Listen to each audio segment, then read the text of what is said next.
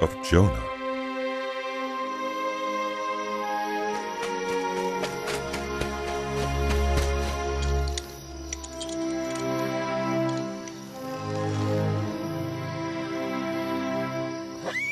The word of the Lord came to Jonah, son of Amittai.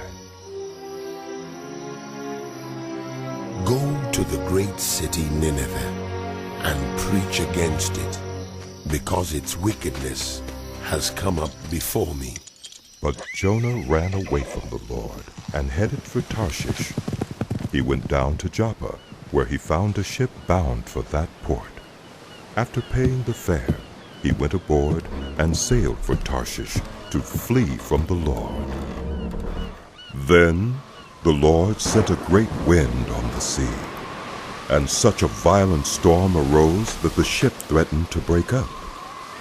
All the sailors were afraid, and each cried out to his own God, and they threw the cargo into the sea to lighten the ship. But Jonah had gone below deck, where he lay down and fell into a deep sleep. The captain went to him and said, "How can you sleep? Get up and call on your God. Maybe he will take notice of us so that we will not perish." Then the sailors said to each other, "Come, let us cast lots to find out who is responsible for this calamity." They cast lots, and the lot fell on Jonah. So they asked him, "Tell us, who is responsible for making all this trouble for us?" "What kind of work do you do? Where do you come from? What is your country?" "From what people are you?"